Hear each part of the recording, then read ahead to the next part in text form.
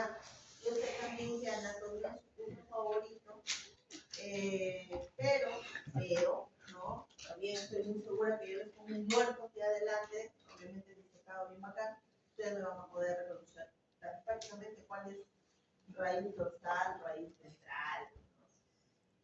Ya, una dudar de su conocimiento no lo voy a hacer.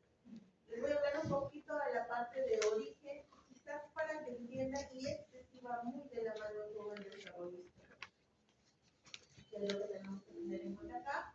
Los orígenes neuroectodermo, lo saben ustedes, que ectodermo súper desarrollado, súper especificado, se transforma en neuroectodermo. Parte de este también neuroectodermo es más especializado y forma la cresta neural.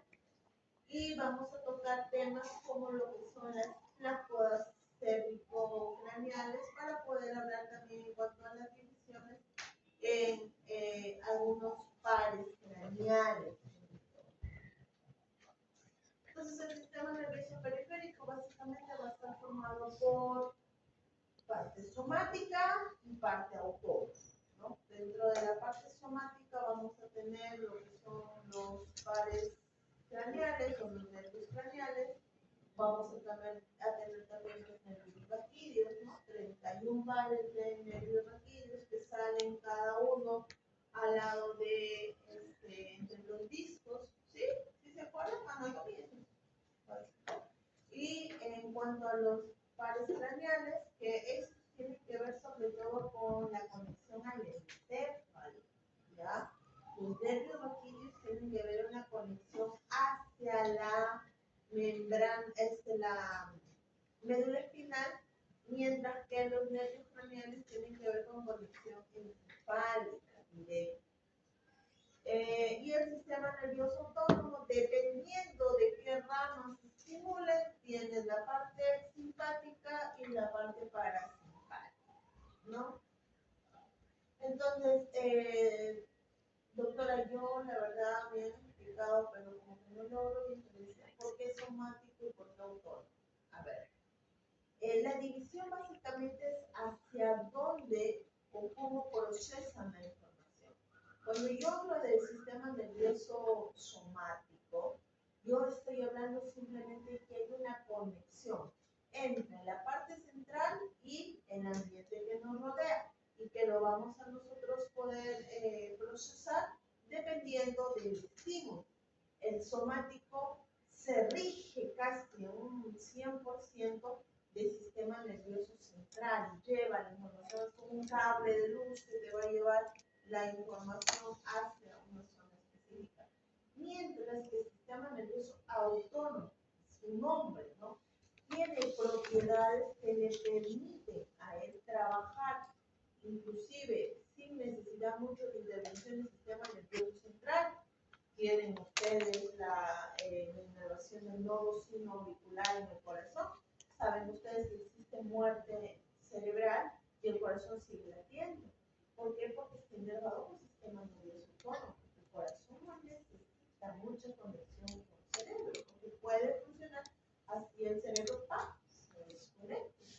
Tienen ustedes otra cosa, la inervación, por ejemplo, de los intestinos. El peristaltismo tiene también parte del sistema nervioso autónomo. No necesitas siempre estar la conexión directa con el sistema nervioso central, entre otras cosas, ¿no? Entonces, es por ejemplo la parte de algunas inervaciones de músculos, el diafragma. Dime, tú estás constantemente diciéndole a tu cerebro, oye, necesito respirar, diafragma abajo, sube. No, lo haces de manera inconsciente porque es un automático. Esa es la división. Bien, cuando nosotros hablamos de nervios raquídeos, nos tenemos que ir hacia igual, cuarta semana. Tanto central como periférico, vamos a basarnos en cuarta semana los orígenes de nervios raquídeos, regreso hacia todo lo que es neuroblastos o neuronas primitivas. ¿Qué más voy a tener que ver acá? cuando yo les hablaba acerca del desarrollo de la médula espinal en cuanto a la capa del manto, como las células, las neuronas van a migrar y dependiendo de esa migración, si es una migración central o es una migración periférica. Entonces, gracias a esta migración, yo voy a tener que las neuronas bastante grandes, con una forma romboide, un núcleo grande, con nucleolos hiperpigmentados, de axones largos y gruesos, van a ir hacia la parte periférica, específicamente hacia dónde, hacia la raíz ventral. ¿Por qué? Porque esas van a ser neuronas motoras. El rato que ustedes les den su microscopio y puedan observar corte de médula espinal, se van a dar cuenta, ¿no?, la diferenciación entre esas células. O bueno, se demuestran diapositivas, no hay ningún problema. Y tenemos también que la diferenciación a nivel central, o sea, hacia la parte interna, más van a ser de neuronas más pequeñas, con un axón mucho más delgado, con un axón más corto a comparación de la neurona motora, ya que estas van a ser justamente neuronas sensitivas. Las neuronas sensitivas van a migrar hacia dónde, hacia la raíz dorsal, ¿ya? Entonces, básicamente lo que aquí son marcadores celulares que les van a ellas a decir hacia dónde migrar. ¿Quién es el gen que tiene que ver con la marcación, la diferenciación y la señalación en cuanto a la migración de estas células de nervios raquídeos? El Sonic Hedgehog, ¿no? Él es el que marca y el que les dice cómo tienen que migrar, ¿no? Es la familia de Sonic Hedgehog en cuanto a diferenciación y migración celular. Ahora, nosotros sabemos que la parte dorsal, las neuronas dorsales les mencionaba que tenían un axón más corto. Por ende, si las dejáramos solitas, no les diéramos ayuda, el impulso nervioso demoraría mucho más en comparación con el impulso motor. A ver, yo sé que ustedes me entienden, pero voy a tener que graficarlo más o menos. Ustedes están en su cocina, están hirviendo agua, ¿sí? Entonces, ¿qué pasa? Yo toco la tetera caliente. ¿Sí? Entonces, la información se va hacia mis terminaciones nerviosas periféricas en la piel. Oye, esto está caliente, me puede producir algún daño, me está produciendo dolor. ¿Qué pasa? Esa información va a viajar ¿por dónde? Por las fibras sensitivas, por fibra dorsal. Es donde llega tu estímulo. El primer viaje siempre va a ser por la rama dorsal. Ahora, este estímulo, ¿tú te imaginas qué pasaría si demorara mucho el estímulo sensitivo? Te estoy diciendo que los axones son más cortitos. ¿Qué pasaría si yo demoro mucho cuando yo tengo algún estímulo sensitivo? Me puedo hacer daño, ¿cierto? Porque va a demorar más hasta llegar a la médula, va a subir al cerebro, el cerebro va a decir, oye, ¿sabes qué? Te está haciendo daño. Va a bajar por dónde, por la raíz ventral, que es mucho más rápida, porque sus axones son más gruesos y más largos. ¿Y qué me va a decir? Oh, saca la mano. Pero ¿qué pasa? Yo ya saqué la mano, pero ya demoré. Ahora, como yo necesito que mi sensibilidad sea más rápida, aparecen estos signos, que son los ganglios sensitivos. El ganglio sensitivo, para que ustedes lo entiendan, es como si fuera un repetidor de Wi-Fi. La señal es débil, le meto un repetidor, ¿para qué? Para que avance más rápido. Es lo que es un ganglio sensitivo. Refuerza o acelera el impulso nervioso sensitivo, ¿para qué? Para que la respuesta sea mucho mejor. Y esto, por ejemplo, es lo que les permite a ustedes en anatomía, poder diferenciar una raíz sensitiva de una raíz motora, porque la raíz sensitiva tiene ganglios sensitivos. La bolita iba a tener casi a unos 2 centímetros de donde sale la raíz, ahí va a encontrar. En cambio, la raíz motora no, la raíz motora viaja de frente hacia donde, hacia el músculo, por ejemplo, a nivel de la placa neuromuscular, para que se pueda reducir la contracción, qué sé yo, o por ejemplo hacia piel, para que se pueda dar el tema de de la respuesta. Puede darse también el tema de cuando ustedes tienen frío, no sé si se han dado cuenta, los vellitos de su piel se erectan, son otro tipo de piloerección ante algún estímulo. Tiene que ver entonces acuérdate de que la parte dorsal va a tener aquí como un mediador, mientras que la parte ventral no. ¿Vale? Es mucho más rápido. ¿Ya?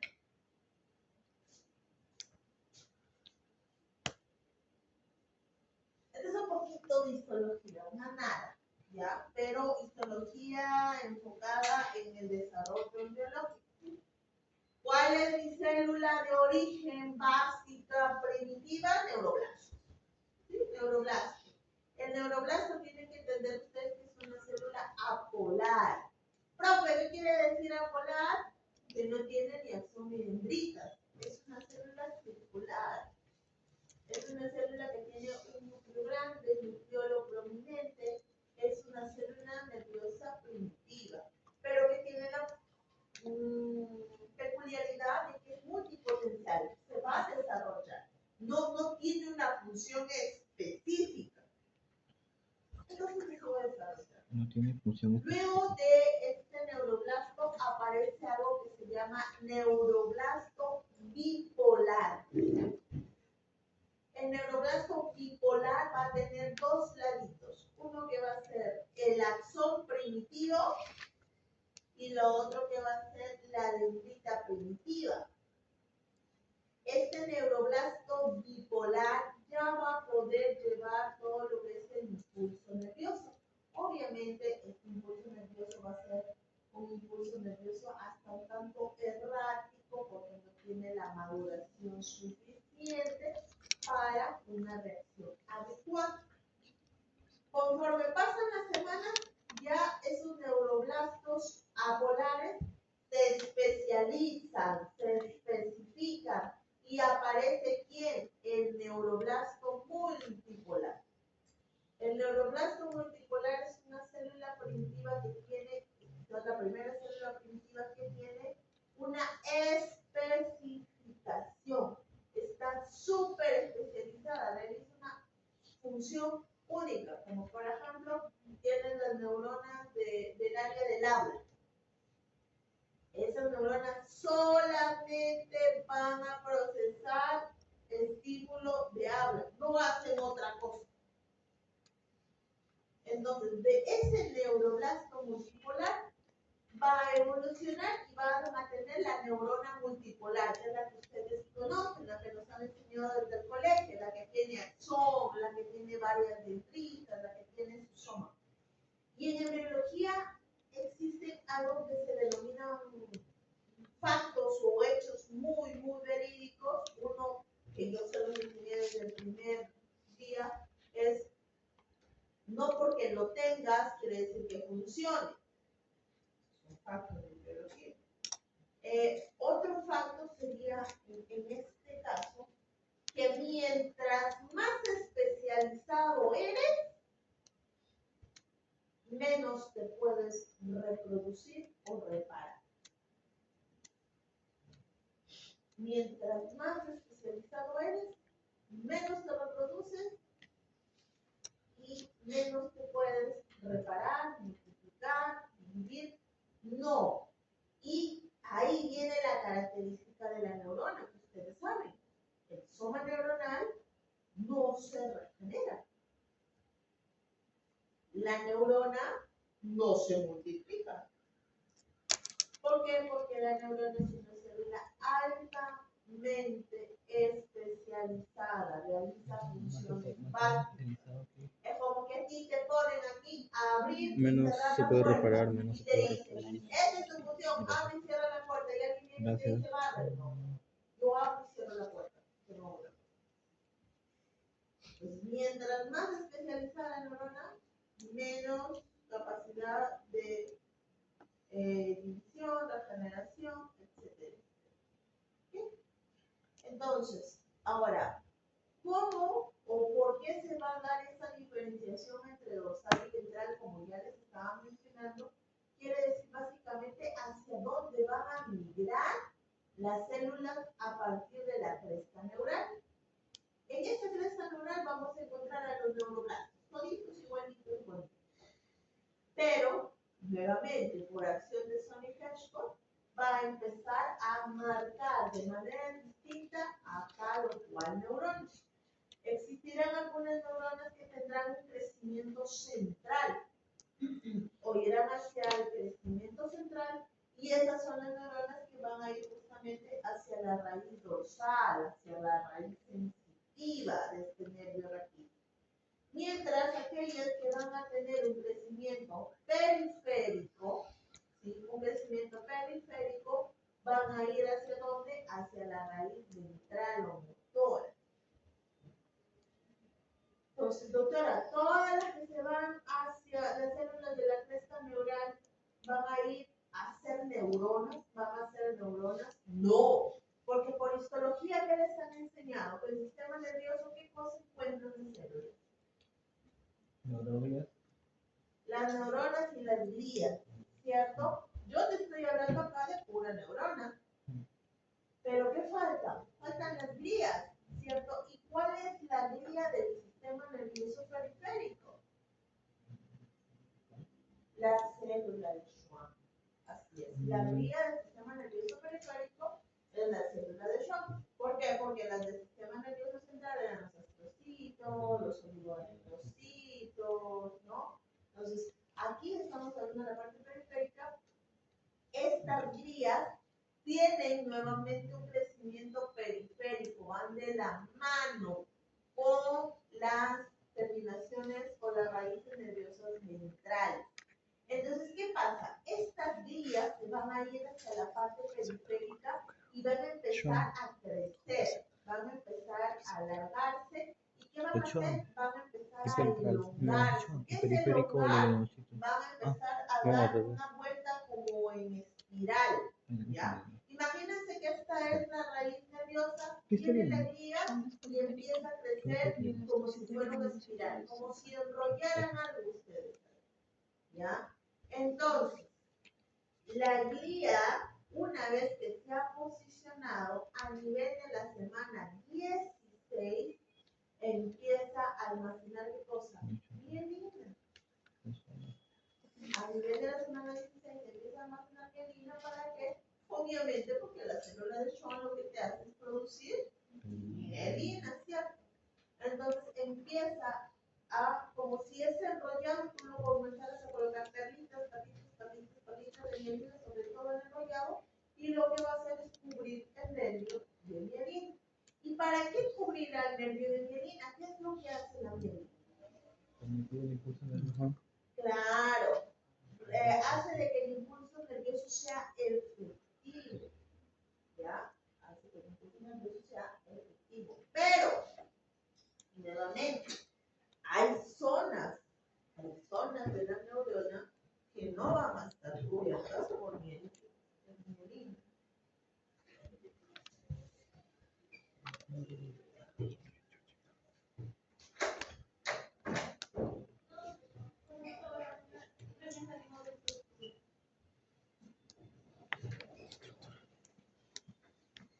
Integración.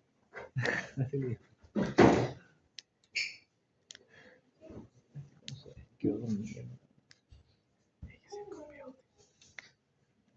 Bien, como les decía, hay zonas de esta mielinización que tienen ustedes, es como que aislamiento para que pueda viajar más rápido el impulso nervioso, que no van a tener mielina.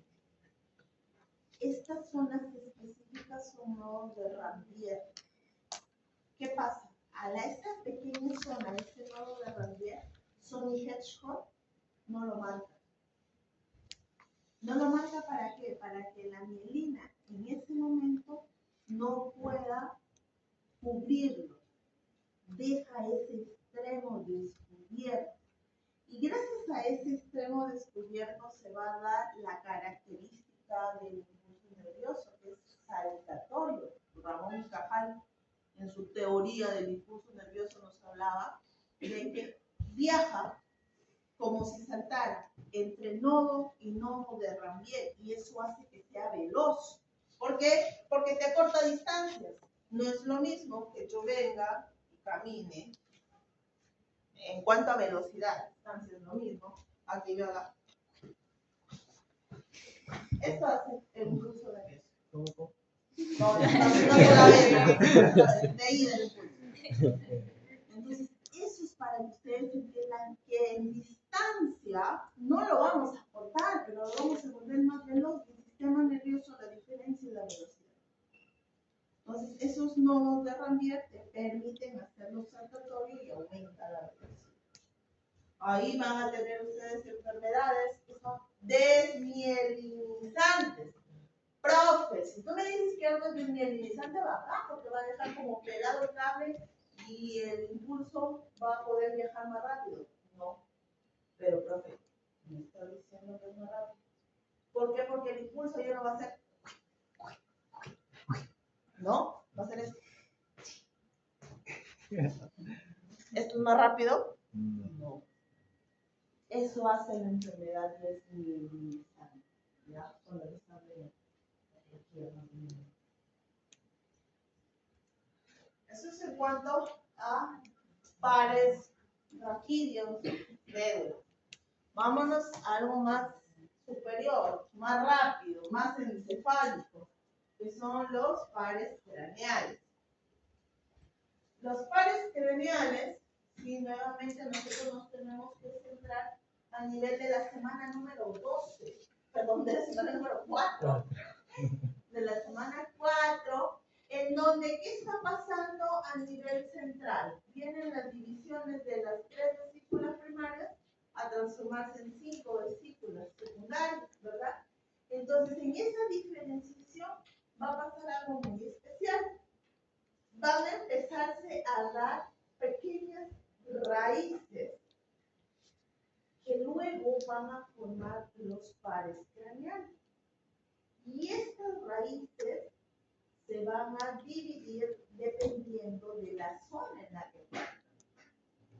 Y acá les vamos a hablar de la zona que más raíces tiene 8 raíces, que es el romboencéfalo. El romboencéfalo es el dueño de 8 pares craneales. Entonces, son tan importantes que se han dividido justamente en el inicio de esta raíz y lo han dividido por segmentos. Esa división de segmentos, de donde nace la raíz, son los que conocemos como rombómeras. Ya de esas rombómeras van a dar origen a cuáles, a 8 pares craneales, que son el 4, el 5, el 6, el 7, el 9, el 10, el 11 y el 12. Esos tienen origen en común. Y luego, me imagino también que en anatomía les han enseñado que existen pares craneales motores, pares craneales sensitivos motores y pares craneales sensitivos especiales. ¿Y por qué se va a dar, profe? Sí, por el origen embriológico, por esta raíz que les estoy diciendo. Ahora, profe, pero ahí me faltan 4. Bueno, esos vienen de la parte meso, del mesencéfalo. Del mesencéfalo. 4 faltantes. ¿Ya? Y esos 4 faltantes tienen origen un poquito más superior. Por eso son nervios un poco más grandes. Si hablamos del punto de vista hasta de tamaño, tienen fibras nerviosas un poco más fuertes. Ahora, nuevamente, nervios craneales debe ir semana 4, porque es donde viene la división entre las vesículas cerebrales primarias y secundarias. ¿Y qué es lo que tenemos que entender? Que ahí viene la división en cuanto a la funcionalidad. Que les han enseñado a ustedes en anatomía que hay pares craneales motores o eferentes somáticos, el nombre que ustedes quieran darle, que es generalmente el oculomotor, motores. ¿Cuál otro entra en este grupo? El hipogloso, por ejemplo. Tienen ustedes el abducens, ¿bien? ¿Qué más tenemos acá?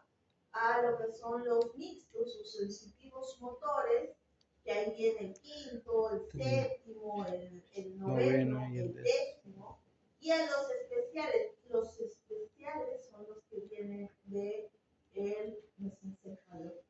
Tienes el par 1, el 2, el 8.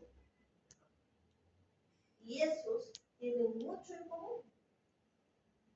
¿Por qué? Porque su origen es un origen más superior, más hacia arriba, la división. Por eso la raíz, cuando ustedes les enseñan, me imagino su cerebrito, ahí en anatomía, le dicen, oye, mire la alfiler acá, ve cómo va por encima de lo que son protuberancias, estructuras, van a encontrar aquí al olfatorio, al óptico. No tienen una raíz neurológica casi en común. Por eso cuando se afecta el olfatorio, generalmente también va a ser el óptico. Profe, siempre no siempre. Pero sí, ¿dónde veíamos esto bastante? En el COVID. En el COVID, el daño, por ejemplo, en la destrucción de la mucosa respiratoria a nivel de la nariz, dañaba raíces, ¿sí? Dañaba raíces del nervio olfatorio.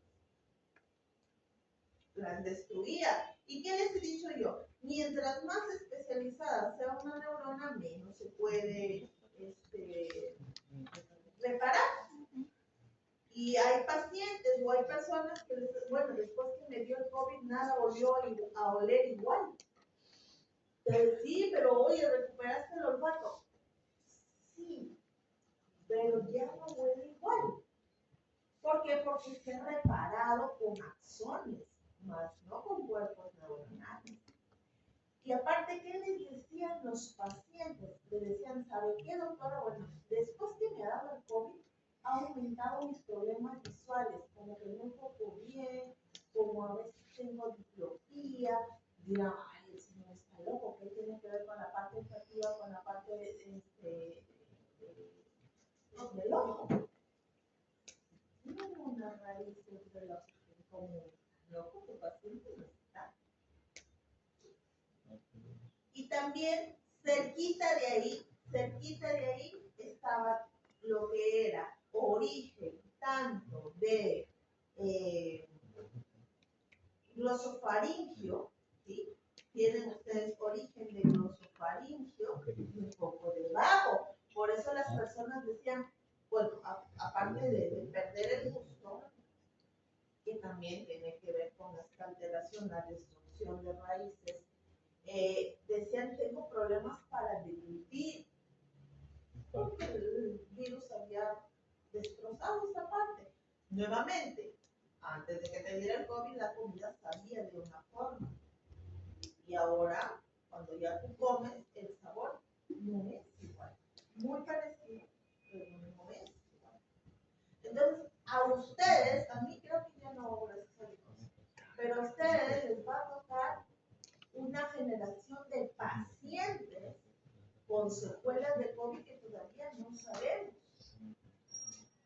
porque todavía estamos en estudios. Sabemos que calcifican ganglios centrales, alteración del sueño, sabemos de que han dañado la parte neurológica, que hay alteraciones en coagulación, o sea, porque lo estamos viendo recién, desde que hemos salido del COVID van 3 años, las complicaciones van a aparecer.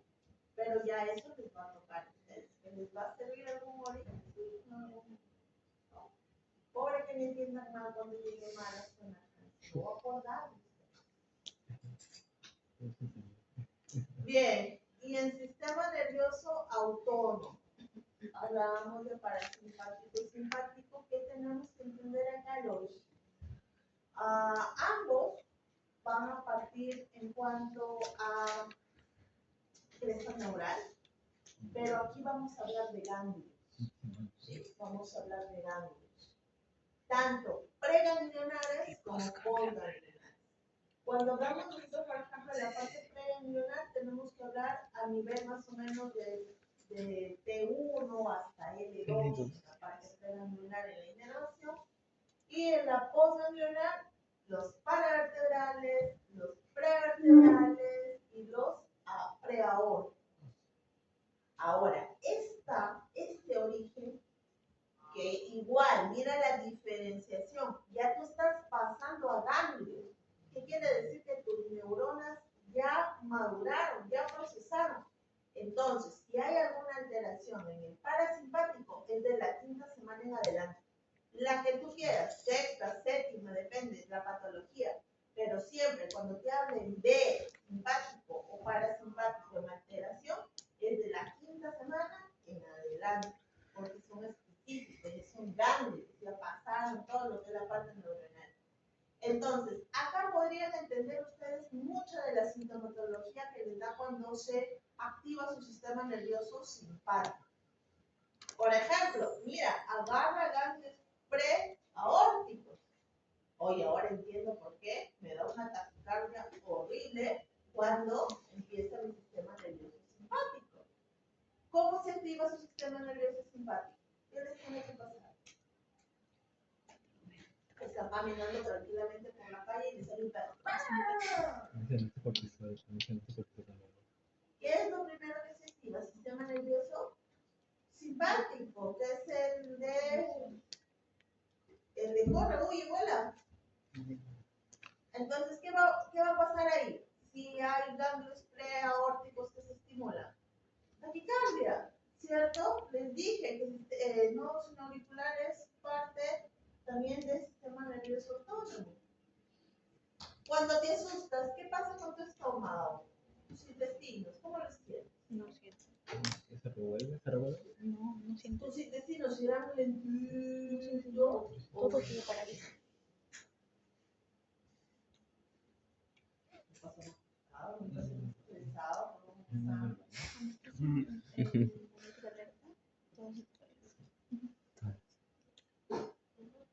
¿Se les puede dar diarrea? Claro, si tu peristaltismo aumenta, te puede dar diarrea. No te sabes muy fuerte.